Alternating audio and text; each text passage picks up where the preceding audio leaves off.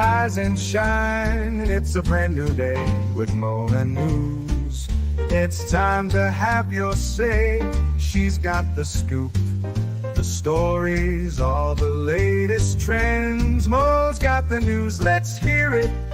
My dear friends, from politics to showbiz, no story's too small. Mo covers it all. She's got the inside call, her voice so smooth, like honey in the summer sun. With Mo on the mic, you know the news is always fun. Mornings with Mo, the best newsy news in the world. With her style so classic and her stories unfurled, from morning till night, she's got us in the know. Turn on your radio, let Mo's newsy news flow.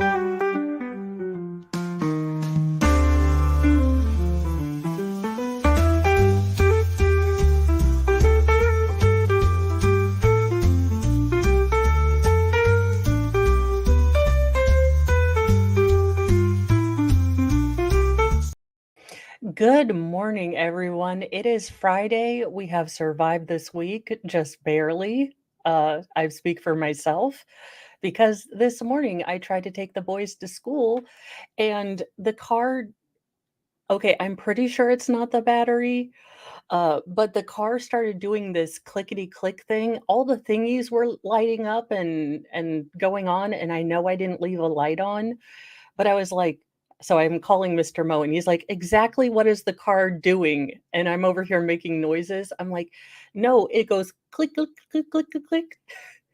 We're lucky that we have, the big breeder mobile. So I got to take the, very classy, very cool red Ford Transit to school today. Oh, you are so welcome, Christine, and thank you for being a member for 9 months, and you are just so welcome. Thank you, Wolfram, for always doing your mod things. They are so appreciated on mornings when things don't go right. It's great to be able to rely on you guys and say, "We got it." Christine, good morning. And you guys, Christine has a channel. Check it out. She does a lot of things on YouTube, and we want to support people that, are starting off in YouTube or are working on it because it's a great thing to do. I've had so much fun. So, good morning, Celestial Forces and Alice G and Fred65. Yeah, it probably is. After I told Mr. Mo resoundingly that it wasn't the battery, I realized that in my true anti-directional, you know, my true ability to be absolutely completely wrong on all things mechanical, I am sure it is the battery now that I think about it. But we'll let Mr. Mo figure that out because, our menfolk like to feel needed, and I'm going to let him work on the car. Not because I don't know exactly what the heck I'm doing, but, to have him feel manly and stuff. That's how I'm going to sell this. You guys heard it here first. I am stroking his male ego by, making sure that he feels manly. True. Okay, I will be real honest with you. Y'all, I play the dumb chick card in Best Buy. Okay, I don't play it. I am the dumb chick in Best Buy, in, Napa AutoZone, in anywhere with appliances. I mean, I look at them dead in their faces and I'm like, "Okay, listen, I have 6 children. I don't know what goes on and how magic works with these things, but I just need something that works and that can take a beating." This might be why Mr. Mo doesn't let me go shop for appliances with him anymore. Anywho, we have a bunch of stories. Bunches and bunches of stories. And, if YouTube doesn't work out, I don't know that I'll take this job, but it's nice to know I have the option available. Yes, Dingus, would you like everyone? Dingus is being what we like to call a cuddle whore. and he's too big for the boob shelf anymore. Well, now that we've gotten Friday started off with all the tangents, let's see here. I earned six figures as a pro roller coaster rider despite being afraid of heights. Yeah, no, you couldn't pay me enough. Well, he also has to, in an uncanny ability to put things together, I put together my own under desk keyboardy holder thing. But now that Mr. Dingus knows he has better access to the keyboard, this is his favorite place. Let's see. Sean Evans, a professional roller coaster rider and YouTube content creator, revealed he makes six figures from his daredevil lifestyle despite being afraid of heights. Thank you, Jedi Jess, for the super chat. I I am definitely going to need it. I think it might be the battery. I don't know. We are so lucky that that didn't turn into a big thing this morning. We have the van, so it wasn't a huge deal, but I could imagine I would be much more stressed if I didn't have a alternate way home just because or alternate way to get people to school. So I am lucky for that. So thank you so much for the super chat. He Okay, Squaw Bob, I'm gonna be real honest with you. I think Dingus might be a were kitten. Would you like to explain to them what happened to mommy's dinner last night? Are you not going to confess your sins and receive atonement? I decided to have a burger for dinner last night, and I grilled my burger, and I specifically took Dingus and put him out of my room. Well, Mr. Mo was trying to create his dinner and put Dingus in my room so that he wouldn't feed his food. So, mommy made two burgers last night. How many of those burgers did mommy eat? One. Dingus is like, yes, Dingus. Dingus was like, I was QCing those. You don't know how bird flu starts. I was making sure you didn't get mad cow disease. I'm always there shaking and trembling. I always get butterflies in my stomach, but as soon as the roller coaster goes down its first drop, the fear kind of washes out of me. And that moment, the UK resident told PA Real Life, but approaching a new ride, I'm back to square one. I'm nervous again. I mean, any job where you make this face, and you wear goggles, no, that's still going to be a no for me. That's a vertical drop. That's a negative night rider. Yeah. Jobs I would never have. Evans, 33, confesses his fear of rides started when he was on his first roller coaster, the Corkscrew, at Alton Towers Resorts during a field trip. The thrill of the roller coaster wasn't enough to convince him to do it again, so he avoided amusement park rides for years. However, during the panorama, where we couldn't go anywhere, he found himself binge watching tons of theme park videos, which piqued his interests in roller coasters. Good morning, Fraudette Wrangler. And oh my gosh, I remember that. How dare that seagull mess with Fabio's perfect face?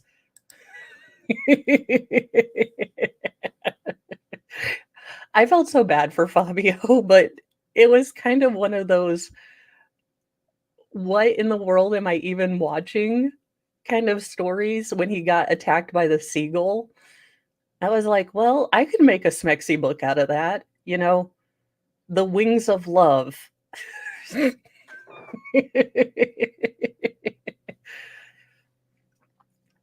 lockdown, all we knew was inside our home. So I was watching people who had traveled abroad, gone to theme parks and attractions, and I realized the escapism that theme parks bring. The content creator started a YouTube channel called Lift Hills and Thrills, focused on his adventures exploring theme parks around the UK. The channel has more than 20,000 subscribers. It's not necessarily the ride itself, but the fact that you can walk into a theme environment and be it completely whisked away, he confessed. Evans embarked on his new thrill seeking journey, which required him to try different amusement park rides like roller coasters, despite vertigo in May 2021. Vertigo can cause dizziness and make you feel like you're spinning when you're not. Oh, so all of the greatness with being tipsy, but you're just not drunk. If it makes you think like you can dance, I'm gonna need to make sure I am inoculated from vertigo because we don't need another ray gun. One sec.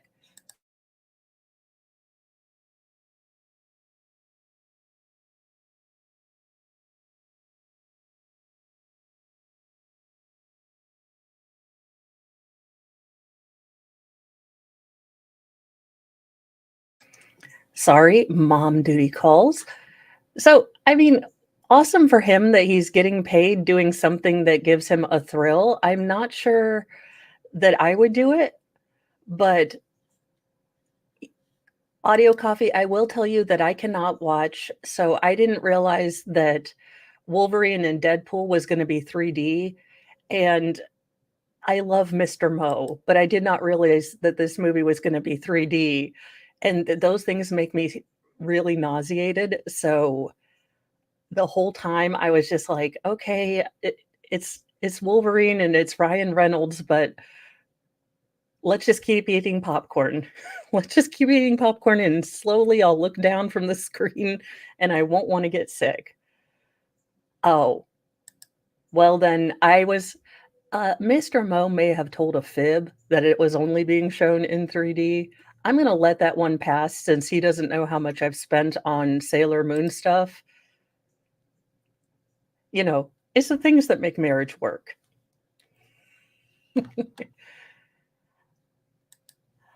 In absolutely Snake Island or the Center of the Sun, because I have no chill for these kind of people. Or Lord Chippy, but I think Lord Chippy has bigger jobs right now, and I think the Sun, allegedly in Minecraft could take care of this. A Long Island mother was charged with DWI in a wrong-way crash that unalived her 9-year-old son, and she appeared to still be unsteady in a video as cops led her to a patrol car. I cannot tell you how irritated people that drive under the influence, um, make me because it's never them. It is never them that are dealing with the consequences of their poor decision. And you can't tell me that there were no other options. You make that choice knowing that you are impaired, knowing that you have your child in the car. Not only that, but there are other families around. It's not just your child, but it's every other person. I mean, how many stories do we have to do? I understand. I've got one right after this that's a better story. But I mean, I if this story could change one person from, I don't know, thinking I'm tipsy, maybe I should get in the car. No, no, don't, don't. A Long Island mother charged with driving while intoxicated in a one-way or in a wrong-way crash that unalived her 9-year-old son early Thursday appeared to shuffle unsteadily as officers led her into a waiting patrol car later in the evening. And I will say, I extend grace to this mother. Look, I don't know how you come back for this. I can only imagine that this has to be your rock bottom. And I don't know that I could ever survive with the guilt of knowing I had done this to my own child. I mean, that's a bigger spiritual work than I think I would ever be able to do. I just don't get it. Now, Carrie Bedrick was dressed in hospital scrubs and took small shuffling steps as two New York State police officers flanked her on each arm from police headquarters in Brentwood to the vehicle. Bedrick, 32, said nothing to reporters, and her eyes looked to be nearly closed as cops pointed her in the direction of the car. When officers placed her into the car's back seat, she slumped over and groaned loudly before the cops sat her up. She was then seen sitting up but leaning to the side with her eyes closed and her mouth slightly ajar. So, this is an unfortunate story. I wish that We could just not. We could just not. Absolutely. And I am so sorry, Ghost. My heart goes out to everyone. I know she has something deeply broken with her in order for her to turn to a substance. And y'all, I have my own substances too. I've got like diet pop addictions and everything. Uh, she is doing okay. She's trying to figure out if she's going to go to school half day, part of the day, maybe the day. Never. I'm just trying to be supportive. I love y'all. Can I tell you how hard it is to have teenagers? And I know this is a complete, and let me go on this with, full acknowledgement that this is tangent engaged territory. But being and my room is, well, my room. What are you going to do? Being a parent with a teenager, you never know if you're pushing too hard, if you need them to fight their own battles, how to be emotionally available but not their best friend, how to give them wisdom without fighting their battles for them.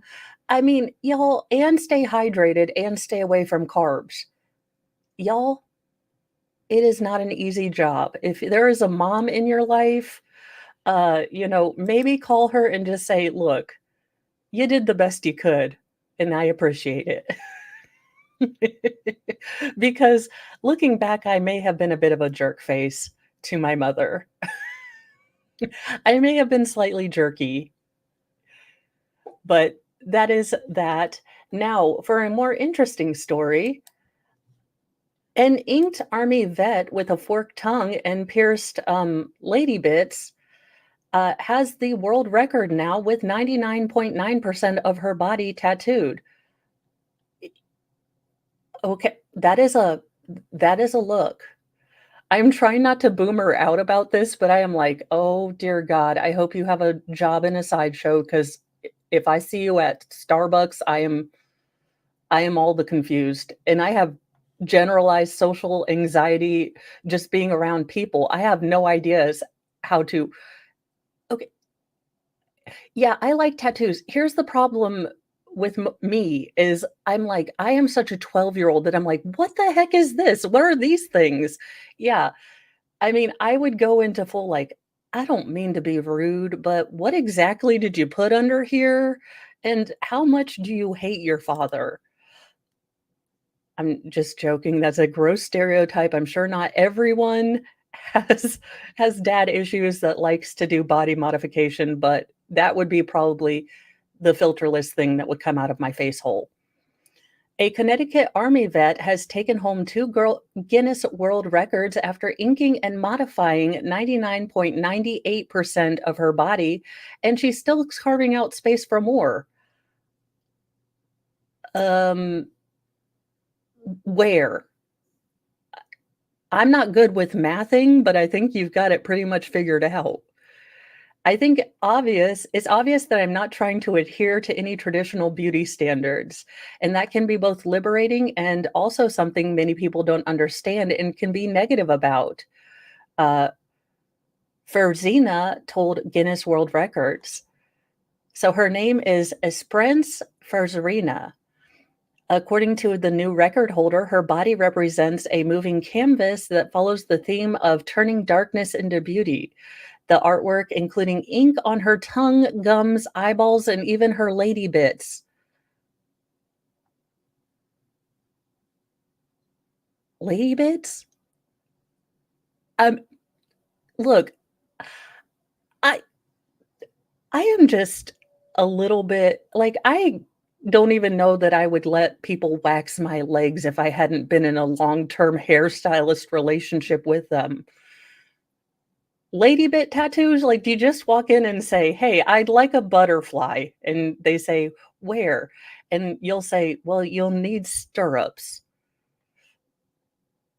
Um, but she didn't stop there. She also boasts 89 body alteration, including 15 subdermal implants, a forked tongue, nipple removal, removal? Removal. Ooh. Okay, you guys, when you get that certain pain when you see a guy just kicked in the junk, I think I got vicarious nipular pain, and I've breastfed 6 children, oh my god. Okay, well, she said and 18 lady bit piercings. Do you have that much real estate on your never mind, we're not gonna this is a family-friendly show, sort of. The Army vet narrowly won over the previously most tattooed woman, Charlotte Gutenberg, whose body was 98.7% covered, but Furizina easily smashed the record for body modification as the previous record of just 40 stood untouched since 2012, waiting for this Connecticut woman to claim it. Well, everyone, you know what? Everyone's got to have a goal. Everyone so this is what she looked like pre, non-traditional beauty standards. I'm guessing MIT summer school, maybe it's like a remedial math thing. Like, "Look, I understand that you didn't pass calculus, so we're gonna let, you figure out the body changes on this woman." Now, according to the new title holder, her path to becoming a title winner was nothing more than a coincidence. She'd been painting and mutilating her body for more than a decade, peppering it with memories of world travels and drawings from friends, before a friend mentioned that she had a chance of winning the title. I was initially a little apprehensive, she confessed, looking back at the application stage, but I wanted to try to showcase the strength of women and what's possible by applying for the record myself. Her love for ink started at 21 when she got her first tattoo, a symbol on her hip tied to her time with a former love interest that she soon covered up. Well, I mean, I can't even tell you had your ex's name tattooed on you, sweetie. You done a good job. You done good. I can't even tell you had a guy's, another person's name tattooed on you. Farizina moved on to body modifications just a few years later, starting with her split tongue. She creates most of her own drawings and often lets her trusted tattoo artist run wild with creative energy using her body as a drawing board. Even now, with a little space left on her body, she shows no signs of slowing down. In terms of my body being covered, it's still hard to imagine a set ending. Of course, I'm not done. Well, I mean, that's what I would send to my mother every year if on Mother's Day, like, hey, I know you think I'm not great, but I have a world title. Oh dear Lord. Possibly making sense of this, Graceland shenanigans. The King and His Castle: How an Alleged Scheme to Steal Graceland Has Shed Light on Real Estate Fraud Causes and How They Happen. Suspicious minds, don't be cruel. You're the devil in disguise. These are not just a few of the biggest hits of Elvis Presley, but they could also be used to describe the recent allegations to infiltrate and falsely foreclose on Graceland, the legendary former home of Elvis and a popular tourist attraction that still brings in over 500,000 visitors per year around the world. In May, Presley's granddaughter, actress Riley no, no, filed a lawsuit to halt a foreclosure sale of Graceland by a Memphis judge after an alleged fraudulent scheme to sell Graceland by a company under the name of Nasani Investments Private Lending LLC was underway. In September 2023, Nasani filed court documents claiming that Lisa Marie Presley, Elvis's only child, who died in January of that year, had borrowed $3.8 million and used Graceland as her security for the loan that Nasani wanted to foreclose on. Nasani claimed that after Lisa Marie's death, she was not able to pay back the alleged loan, and the entity had the right to foreclose on the home as collateral. On May 15th, 2024, No filed a complaint in state court in Tennessee against Nasani, claiming it was using fraudulent documents, that Nasani was not actually a real entity, and that it was created solely for the purpose of carrying out these scheme attempts to foreclose on the Graceland estate.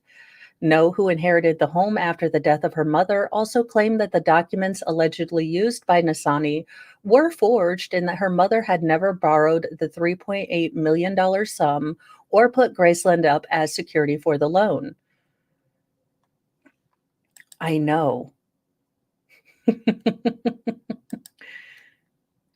In a deeper twist, the alleged forged documents included a purported notarization by Florida resident Kimberly Philbrick, stating the papers were signed by Lisa Marie Presley in Philbrick's presence. Actually, Philbrick stated that the documents were fake and she had never met with Lisa Marie Presley, let alone notarized documents in her presence. On May 24th, 2024, the presiding judge held a hearing in which no representative from Nasani attended. It lasted less than 10 minutes. The judge blocked the sale after noting the dubiousness of the alleged documents, stating the notary has sworn that the notary did not notarize the signature of Lisa Marie Presley on the deed of trust, which brings into question the authenticity of the signature. Welcome, Taz. While the Presley family likely felt relief once the sale had stopped, questions still lingered. Who was behind this worrisome scheme? And could something like this happen to any homeowner, let alone the heir to one of the most famous homes in America, which has operated as a museum, attracting thousands of visitors for over 40 years and is considered to be a historic landmark? And in most and most of all, what cracks in the legal system and court system allowed an allegedly fraudulent sale of this legendary home to come so dangerously close to fruition? Now some answers seem to have surfaced. A Missouri woman named Lisa Jeanne Findley was arrested by authorities on charges of mail fraud and aggravated identity theft, which carries up to 20 years in prison collectively.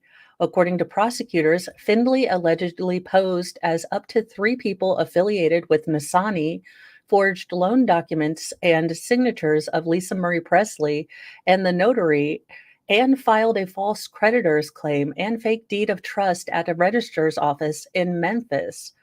While the Presleys can finally breathe a sigh of relief knowing that Graceland will continue to remain safely within their purview, this bizarre scheme has many asking how it can even happen in the first place. More importantly, if this can happen to one of the most famous families in the world, what's to stop the next average American from being victimized in such a plot? In today's day and age, real estate fraud is more prevalent now than ever. According to the FBI 2022 Internet Crime Report, 11,727 people in the U.S. were victims of such fraudulent crimes. In October 2024, 77% of real estate professionals claim to have seen a rise in impersonations of sellers. Similarly, this year it was reported that 1 in 20 recent American homeowners experienced some type of real estate fraud, with the average amount of the customer loses totally over $70,000. To top it all off, the way work is conducted in the real estate world, as with many other industries, has changed over the past few years, making it easier for suspected criminals to act out their schemes. Starting with the COOF, a great deal of aspects of real estate transactions, even closings, began to be held remotely, with it almost immediately starting at the beginning of that time we won't talk. Uh, so there is a lot more opportunity to take advantage of technology. You're always going to have shady people. If something smells off, take care of it. If you are worried about anything, make sure that you go to a lawyer that you trust and make sure that they can get this things. Now, I have heard tell that there are, companies that will make sure that your title isn't being shenanigized with, but I don't know anything about that. I will be very honest with you that Mr. Mo takes care of like the mortgage and stuff, and I just try to stay within budget, allegedly. most of the days, unless there's a wig sale. So, do your own research, be smart, keep your credit report. If things start popping up that look crazy, then, take it to someone who is much smarter with me because I don't know. Well, this would be one of my kids. This would definitely be one of my kids. I'm surprised youngest, most feral hasn't tried this out. A missing New York City boy was found playing hooky on his roof. He wasn't missing, he was just playing roadblocks up on the roof. And unfortunately, he was called out, he was narked on by a CBS News helicopter out searching for him. That's the face you have when your mom is gonna you are getting tanned. Look, not a product of gentle parenting. I don't even wanna tell you, sweet innocent children, that I would still be in a coma if I tried this. Thank you, Care, for gifting 5 memberships, and those went to Squid Pro Quo, Heidi, Emma, Watchdog, and Mom of 10. So let me get those written out. But yeah, no, Mo would still be in a coma had she tried this. A mischievous Brooklyn child who was reported missing uh, on Thursday. You can't. this this kid is he is grounded like butters for the rest of his life. Who was reported missing on Thursday morning was found on his roof playing hooky by a news chopper that was dispatched to cover the developing story. The CBS 2 news helicopter reached the scene of Sheepshead Bay apartment complex shortly after police said the youngster had vanished after leaving for school. When the boy's parents realized he'd never reached the destination, they called 911 around 9:45 a.m. Oh, he's in so much trouble. Look at that. They're like, "I think we found him." This poor kid. An alert from cops noted the kid was wearing an orange tie, CBS 2NY reported. Aerial journalist Dan Rice was looking from the CBS chopper when he saw a little boy who fit the description of the missing child lounging in a chair on the roof of his building. We zoomed in the camera and I took a look down at my notes, Rice reportedly recounted. I see what assignment desk had sent me. They said what the child was wearing. I look back at the child, and the child was wearing everything in the description, and he looked to be about 9 years old. CBS called the NYPD as the chopper waited for police officers to reach the roof. this, this kid is in all the trouble. He just packs up his computer and book bag and goes off with the police officers, Rice said, per the station. They look back at our helicopter and give us a big thumbs up, looking at us, and took the child down to his parents. The boy was reunited with his mother, police said. And the boy was like, please, don't don't take me down to my mom. It's unclear where the boy is enrolled and if he was scheduled to attend classes or a summer program. The neighbor told CBS 2 he saw the child on the roof but didn't realize he was considered missing. I went up there with my wife to have a cup of coffee. It was about 8 o'clock. There's a swinging bench up there, sort of. The kid was sitting on the bench playing with his iPad, the neighbor said. I thought his parents gave him permission to go up there. I didn't even think. Why would a kid be up there? I mean, it's a community place. Rice said this is the first time he's had this type of experience on the job. To be able to find that child for the parents down in the building, it's a really gratifying experience. He said. So, yes, do not play hooky in plain sight of helicopters in New York City. They will narc on you.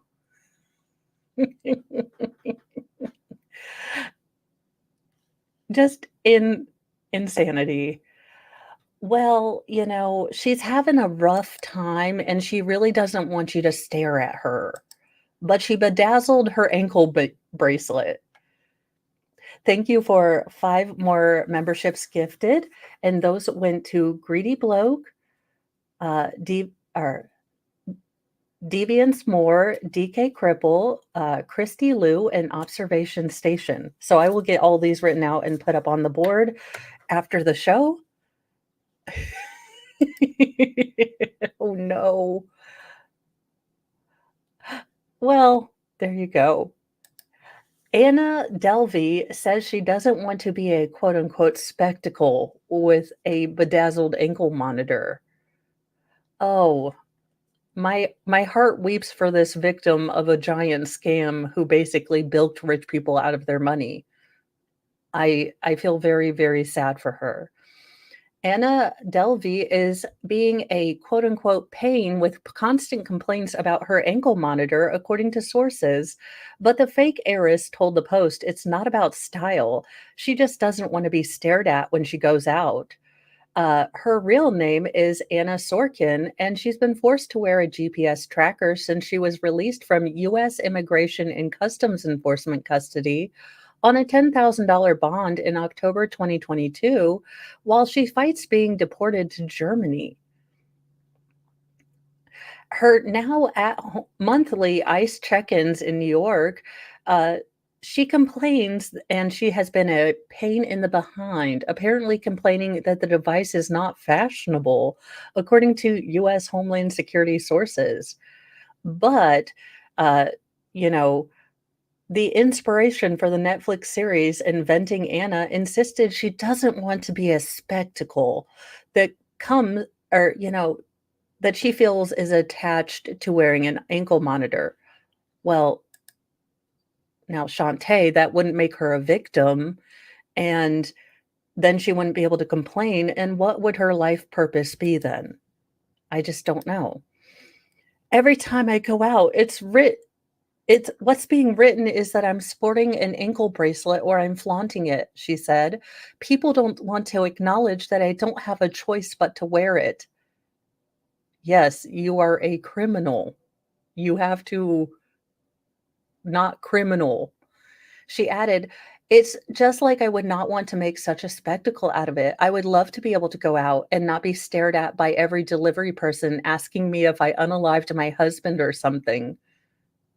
Things for never that never happened for 10,000, Alex." Well, when you do crud like this, when this is the crud that you do, please explain to me how you are not asking for attention. You could have worn trousers. Bell bottoms are coming back, flare legs. You could even wear a pair of Junko jeans should you go that far back into the early aughts. But you decided to wear a pair of Jimmy Choo pumps with, your ankle bracelet being quite noticeable. Still, she's taken to blinging out her ankle monitor, and one ICE source derisively calling her a bedazzled B word. On her way to a court appearance in June, who she's still fighting the 2019 grand larceny conviction for conning well-heeled New Yorkers and businesses out of $250,000 while posing as a German aristocrat, sported the letter A in rhinestones on her ankle bracelet. She said she is not allowed to bedazzle the gear, but she wasn't specifically told she couldn't do it, according to sources familiar with the ICE monitoring program. "I've been wearing one for almost 2 years. I think once or twice it's nice to bedazzle it," she said tongue in cheek during a video interview Thursday from her business partner, Kelly Cutrone's home in upstate New York. Who the heck is a business partner with this chick? Like, you have been convicted and adjudicated as being super sus. Let's go into business together. Okay, ma'am, business partner, she waved all the red flags, shot off all the warning flares, and you still bought a ticket. So I better not see you here in a year or so, claiming that I didn't know she was a fraud. How could I have known these things? It was a conspiracy. Okay.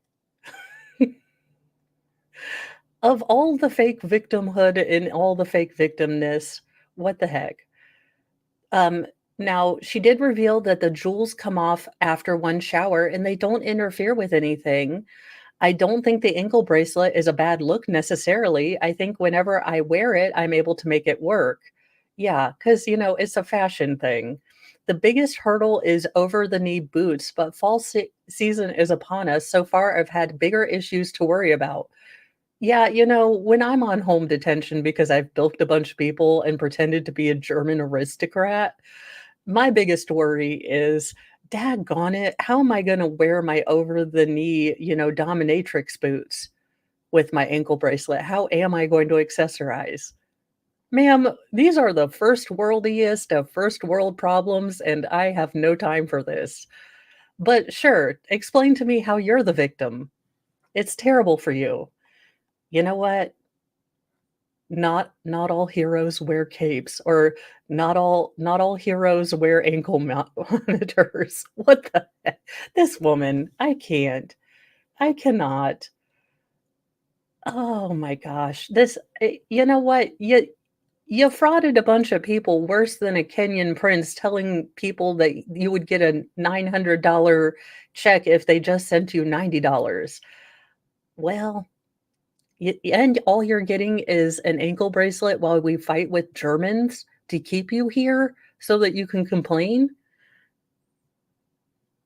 I've got the perfect thing for this.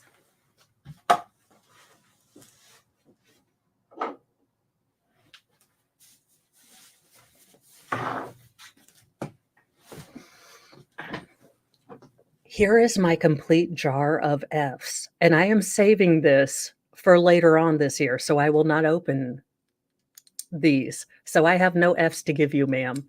Sorry. Ask someone else that gives a crap about your pain of having to wear an ankle monitor. Oh my gosh. In a better, more upbeat story, how inspirational King of Camo, you can tell I'm from rural Indiana. King of Chemo turned terminal brain cancer and a year left to live into 15 finished marathons. Ian Ward was told he would be dead in a year. So, why does he feel so alive? The 35-year-old fitness trainer who worked out all the time to keep himself trim and healthy saw his world come crashing down after a shock diagnosis of terminal brain cancer in 2019. But instead of giving up, the grim news inspired him, he said, to live as much and as meaningfully as he could, running marathons and raising money for research. Quote, I've got a short shelf life. I want to deal with the SE hand I've been given, so I'll always use that, Ward told the Post. The unlucky Irishman, now living in London, recounted that within a few hours of receiving the painful diagnosis, he began researching how a person might monetize marathoning. He was inspired to learn that one runner had at one point raised $3 million via corporate sponsorships, but he was certain he could do better and hoped to break donation world records. And so he's been going full speed ahead since day one, or as fast as someone can while undergoing cancer treatments. As a man on a mission, Ward has now participated in 15 marathons, even if he sometimes ends up walking. The whole point of it is doing things that are not typically stereotyped for people with cancer, he said. The things they make people say, hey, wait a minute, he's not supposed to be doing that. He's supposed to be in bed looking sad. He's crowned him. I like his crown. We must bedazzle him a crown. This man deserves a crown. That chick before deserves, I don't know, to work at Arby's. The former gaming influencer Ward proudly sports the rebellion symbol from Star Wars and a tattoo that has also become as a tattoo. Sorry. And thank you, Squaw Bob, for gifting 5 memberships. Those went to Lady Star, Chloe's Pig Ear, Opal Gypsy, and Sledage? Schultage? I am probably really, really mispronouncing your name, but I am sorry. And KMAT Red Queen. I was like, that's not 5. Let's see here. So thank you very much. Congratulations for all of you that have entered the Church of Mo. We love everyone here. We have dark chocolate and sarcasm, but please leave your plastic recorders at home because those things are audio assault weapons and we do not allow those. That is really the only rule other than don't douse yourself in patchouli oil and wear deodorant. The rules are 3. We just have 3. No recorders, don't douse yourself in patchouli oil, and wear deodorant.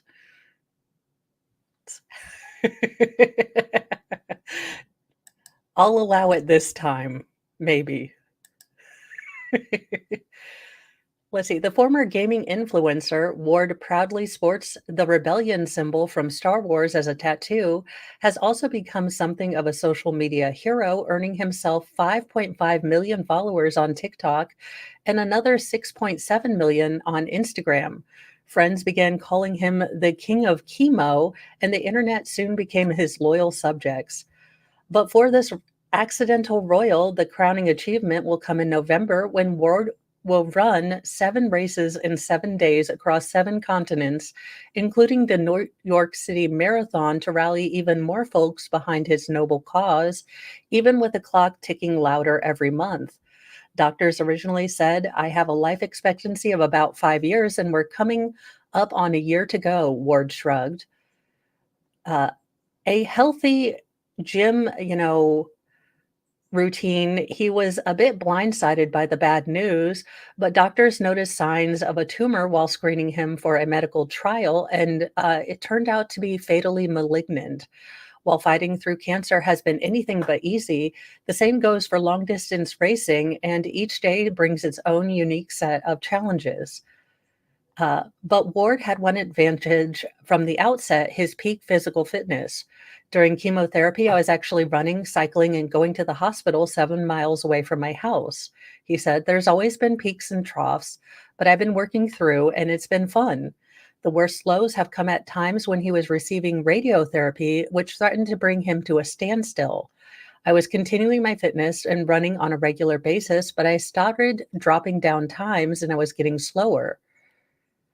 But Ward said he looked to Rocky's legend for inspiration, clinging to the idea of just keeping going, even if there were days he'd be walking instead of running. I knew could kind of piggyback off all that, so it kept me motivated. And when it comes to marathons, he openly admitted it hasn't been like the Olympics. The best I've done recently was in Edinburgh, and I stopped lots of times just to walk, Ward admitted. The doctor's original predictions could mean that he has about a year left to live, but recent scans are giving him hope that there might still be time. So far, he's raised more than $500,000, saying he's not focused too much on breaking records at this point, but just keeps adding marathons to his calendars, even as the so called final year draws nearer to a close. I don't know, maybe towards Christmas, I'll sort of be like, F it, I'm going to go run another one, he said. Who's going to stop me? Absolutely. I mean, honestly, what a great, great, story and motivation. And I think, it's not similar, but there are mornings I have to tell myself, like, roll your bag of bones out of bed, get that treadmill going. You have to get up, you have to move. You have to, take care of this body. Yeah, it's not the body that's at peak condition that you once had, but you need to work on making this, Ford Focus the best Ford Focus it can be. Because nothing parties like a Ford Focus. Look, it may never be a Maserati, but we can make this Dodge Neon have a tail fin at least.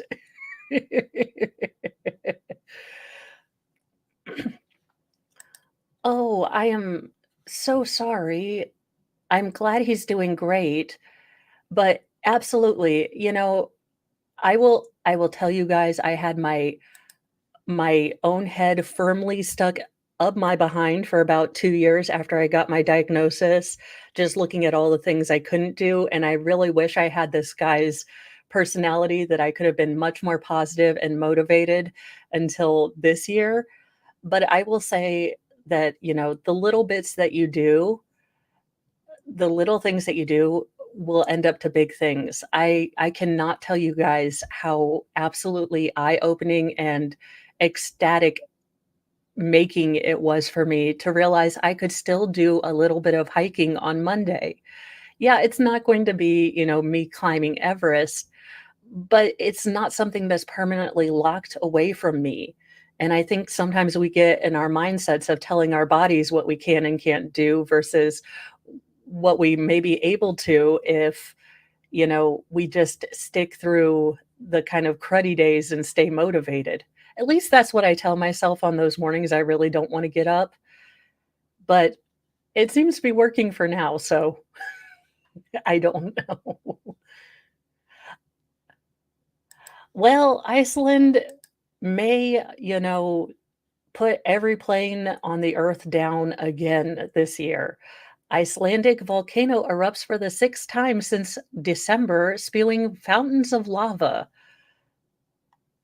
Well, I mean, it gives you really nice pictures, though. I mean, it's a beautiful scene.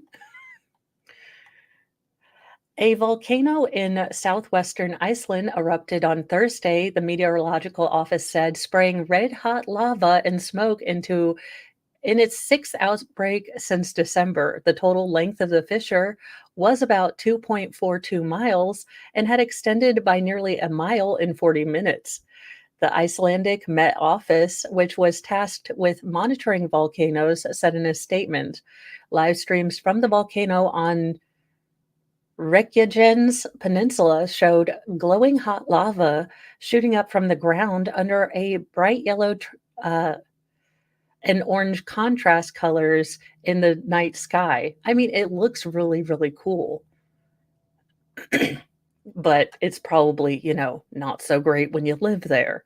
The impact is limited to the localized area near the eruption site, and it doesn't present a threat to life or, the area nearby since it's been evacuated. Now, the lava was not flowing to the nearby fishing town of Grindavik, who has nearly 4,000 members because they have also been evacuated since November. So there you go. Now it doesn't look like it's spewing a whole lot of ash, which means that, you shouldn't have a lot of airplane delay and things like that, but it could still possibly pop off. So there you go. Since 2021, there have been 9 eruptions on the peninsula following the reactivation of geological systems that have been dormant for 800 years. In response, authorities have constructed man-made barriers to redirect lava flows away from critical infrastructure, including Svartskynsi power plant and the Blue Lagoon outdoor spa and the town of Grindavik. Flights are unaffected, so that's good because if you guys remember maybe a year. No, please climb up on my legs, Sir Dingus. We would like to hear everything you have to say. He says, I don't like you. Now, if you are, I don't know, part of volcano tourism, this might be the time to go, see a volcano really going off. Though I don't get that personally. If there's a volcano, I'm staying my behind away from it because I am neither Tommy Lee Jones or Pierce Brosnan or what was the other volcano one? Or John Cusack. Really, I am none of those 3 people. I am not tempting fate with any sort of lava play. This is not happening.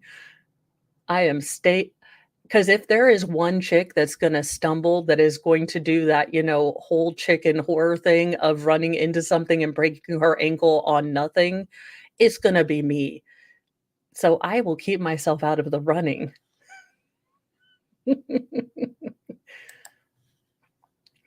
In big news in Canada, Canada is forcing arbitration in freight train labor dispute to avert an economic crisis. This has been big news, I think, coming out of Canada, and it really does threaten a lot of supply lines, even yet. Yeah, but he's such a dingus. Like, y'all remember a time when we used to know about actors, but we really didn't know about any of their hot takes? Because we just respected them as people that could really embody, characters that they were pretending to be. But now it's uh it's like, what is his hot take on everything? And he doesn't like me and he doesn't think I should have opinion because I live in flyover country. Interesting. Freight trains in Canada could be running again within days after the government forced the country's two major railroads into arbitration with their labor union Thursday, a move aimed at averting a potentially dire economic consequence across the country and the US if trains were sidelined for a long period. The government's action came more than 16 hours after Canadian National and or no, CPKC locked out workers over a labor agreement impasse. Both railroads said that they would work to get the trains moving again as soon as possible. The union, representing 10,000 engineers, conductors, and dispatchers, responded angrily to the order, accusing the railroads of intentionally creating a crisis to force the government to intervene, and also said that it would keep the picket lines in place while reviewing the decision. The government ordered the railroads into arbitration with the Teamsters Canadian Rail Conference to end the lockout that began at 12:01 a.m. on Thursday after the two sides were unable to resolve a contract dispute. Labor Minister Stephen McKinnon announced that the decision to order arbitration at a news conference Thursday. McKinnon said he expects trains will resume moving within days, ending the lockouts as the first step. The Teamsters confirmed that the union was meeting with Canadian Industrial Relations Board on Thursday night. Throughout the day Thursday, both sides negotiated unsuccessfully while workers picketed outside and business groups urged the government to force arbitration. Oh, thank you so much, Ryan Blaine. Yeah, I'm getting used to this, oh gosh, streaming to different places. I'm always so excited when someone finds me on X. Let's see. Two major railways in Canada's manufactured this crisis, took the country hostage, manipulated the government to once again disregard the rights of afforded to working class Canadians, Boucher said. Uh, the Teamsters Canadian Rail Conference is deeply disappointed by this shameful decision. The railroad companies hailed the decision, saying the government had no choice. The Canadian government has recognized the immense consequences of railway work stoppage for Canadian economy, North American supply chains, and all Canadians. I don't know a whole lot about Canadian politics or how their workers' unions work, but I will say that there there is beginning to be a lot of discussion about, are unions working for their members or are they their videos never match what their things are. I guess it's just to get you excited, and it's banking on ADHD. Like, I don't like this story. It only has words and no movie color bits. Let's go to the next story.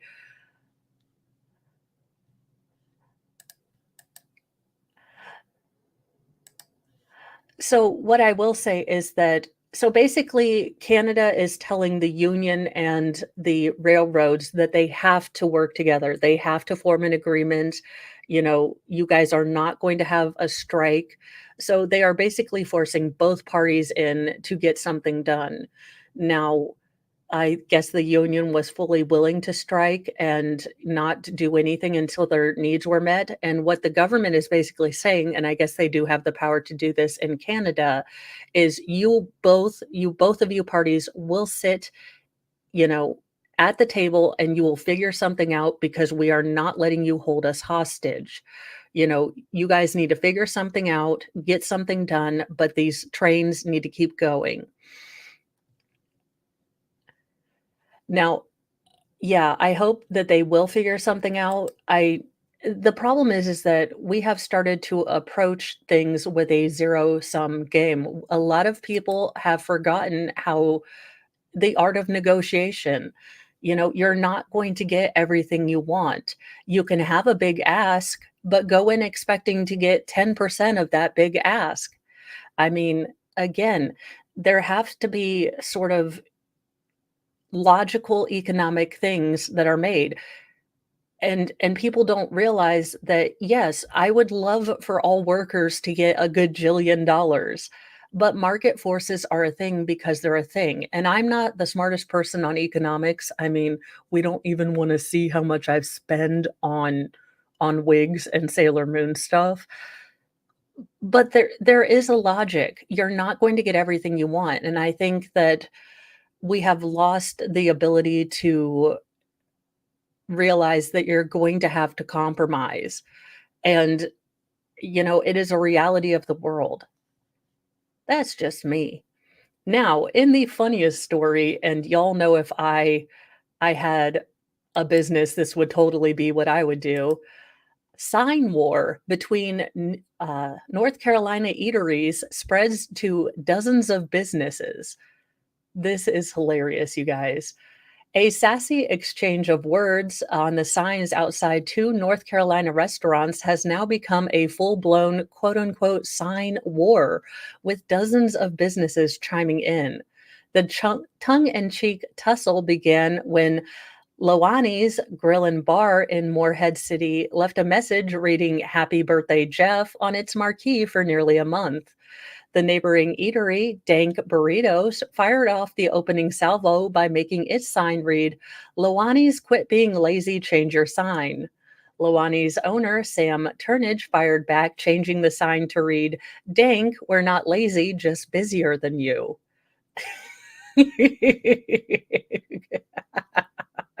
This is such a Mo thing to do. "I see you're petty and I take it up a notch. Do not fight with me," as Mark Twain said, and Mo paraphrases and makes her own.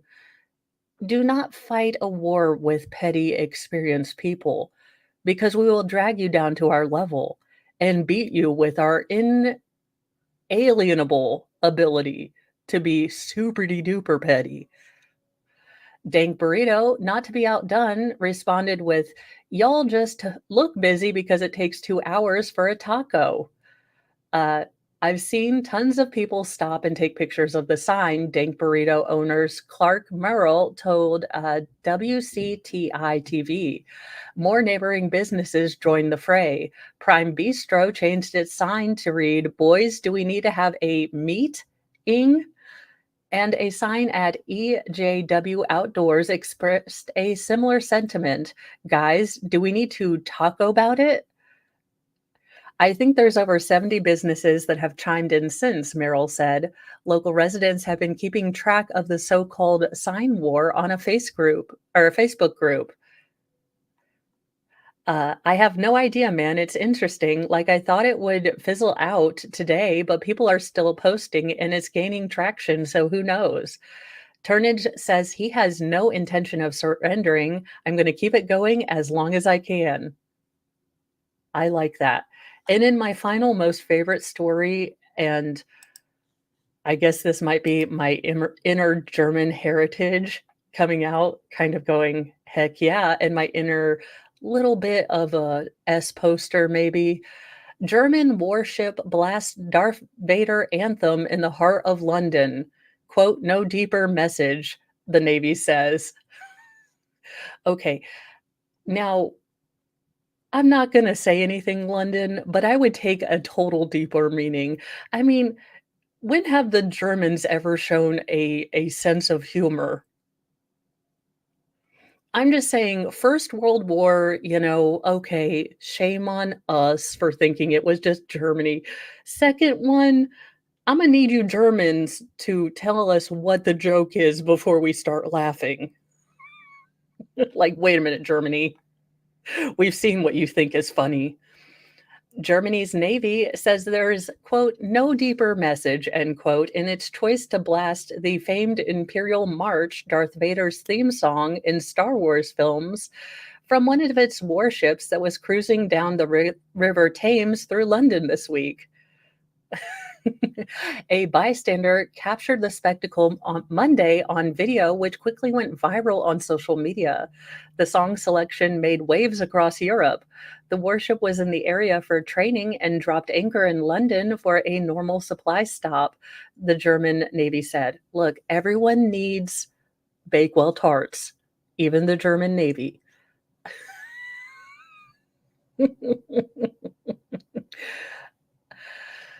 The commander can choose the music freely, the Navy said in a statement Thursday. The choice of music has no deeper meaning. Another video recorded the warship, the Braunschweig, playing London Calling, the 1970s hit from British rock band The Clash upon its arrival in London. The song's title was drawn from the BBC World Service Station identification in World War II, and its lyrics include lines, London calling to the zombies of death, quit holding out now and draw another breath. The Braunschweig is named for a city in Germany's Lower Saxony, an area far, far away from the United Kingdom and a part of the country's newest class of ocean-going corvettes. For its departure, a tugboat pulled the warship down the river near the Tower Bridge as sailors without any lightsabers, sadly, stood on deck. This trip was the Braunschweig's second to the British capital, the German embassy in London wrote. The warship's commander is a big Star Wars fan and admirer of the legendary musical scores of John Williams, the embassy said in a statement.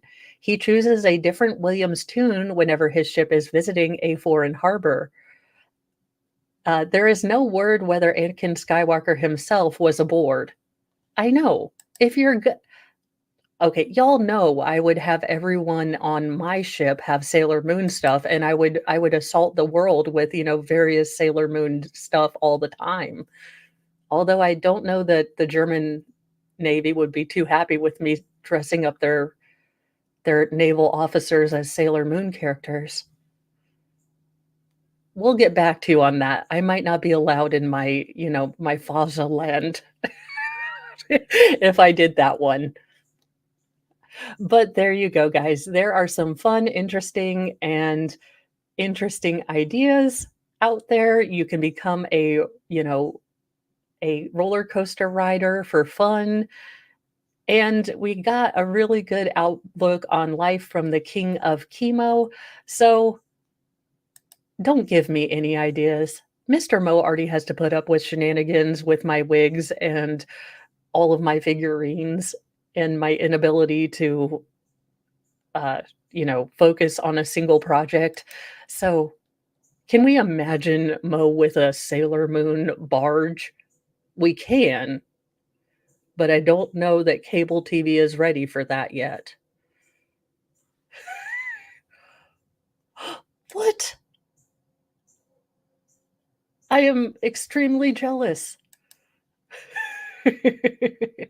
Anywho, you guys have a wonderful day. I will be starting up court and cross stitch here in about 20 minutes, and we will be on part 5 of Michigan versus Michael Jackson Blanos, and we will continue to see if the state has any point which they would like to make, because I don't know and I don't think so yet, but we will see if they can find, any evidence to link this man to this unaliving they charged him with.